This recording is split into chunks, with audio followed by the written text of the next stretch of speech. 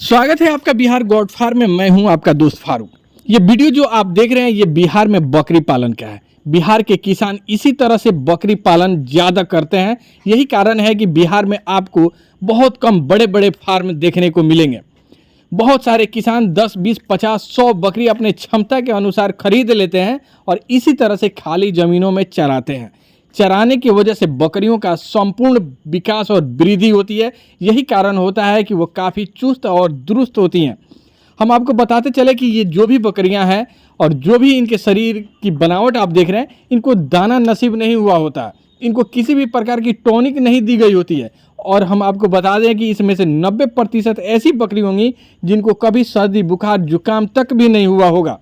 हम आपको बताते चले कि जो बकरियां घूम कर खाती पीती हैं, इस घूमने फिरने में खेतों में बहुत सारे अलग अलग प्रकार के घास होते हैं जिसको खाने से बकरियों का विकास होता है। हम आपको बताते चले कि अलग अलग प्रकार के घास खिलाने को आपको हमेशा से सलाह दी जाती होगी। इसका सबसे बड़ा यह कारण है कि अलग अलग घासों में अलग अलग प्रकार के विटामिन, मिनरल्स यानी कि पोषक तत्व पाए जाते हैं जो इंसान हो या जानवर, सबके विकास और वृद्धि के लिए अलग अलग प्रकार के पोषक तत्वों का शरीर में जाना अति आवश्यक है।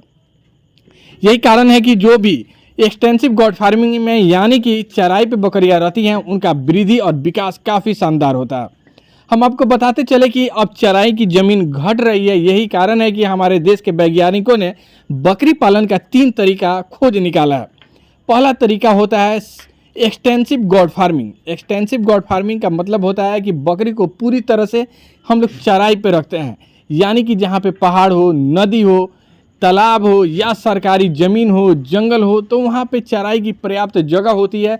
तो वहाँ पे किसानों को सलाह दी जाती है कि आप पूरी तरह से एक्सटेंसिव गॉड फार्मिंग करें, यानी कि चराई पे रखें, जिससे आपका लागत जीरो होगा और मुनाफा ही मुनाफा होगा। और इसमें बकरी अलग अलग प्रकार के घास खाती हैं, जिससे उसके शरीर में अलग अलग प्रकार के पोषक तत्व यानी विटामिन, मिनरल्स और भी जो जरूरी पोषक तत्व हैं उसके शरीर में चले जाते हैं। यही कारण है कि दाना और किसी भी तरह के अनाज खिलाने की कोई ज़रूरत नहीं होती है।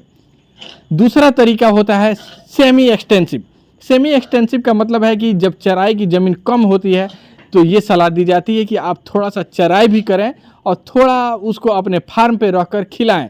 हरा चारा, सूखा चारा मिलाकर आप अपने फार्म पे खिलाएं और बाकी पोषक तत्वों की पूर्ति के लिए आप बकरियों को दाना दें। और समय समय पर अलग अलग प्रकार के फूड सप्लीमेंट मिलते हैं, यानी कि टॉनिकें बकरी को दिया करें, तब जाके आपके बकरी का विकास सही ढंग से होगा। लेकिन इसमें क्या होता है कि थोड़े खर्च बढ़ जाते हैं। वही जो तीसरा तरीका होता है वह होता है इंटेंसिव गॉड फार्मिंग, जिसको आज बड़ी प्रचलन में है, जिसको कहते हैं हम लोग स्टॉल फीड। स्टॉल फीड का मतलब होता है कि चराई की ज़मीन बिल्कुल ही नहीं है, यानी कि हम बकरी को बिल्कुल ही नहीं चराएंगे, अपने फार्म के अंदर रखेंगे और उसको हरा चारा और सूखा चारा मिलाकर देंगे।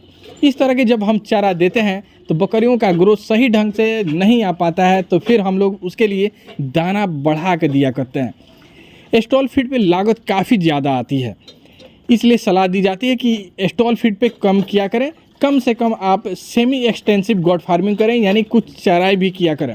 लेकिन आजकल बहुत सारे शौकीन लोग हैं, अलग अलग जगहों से ट्रेनिंग लिए हैं, वो लोग स्टॉल फीड पे बकरियों को पालना शुरू कर देते हैं, जिसके कारण उनकी काफ़ी ज़्यादा क्षति भी होती है, काफ़ी नुकसान भी होता है। यही कारण है कि बहुत सारे स्टॉल फीड पे चलने वाले फार्म बंद भी हो जाते हैं।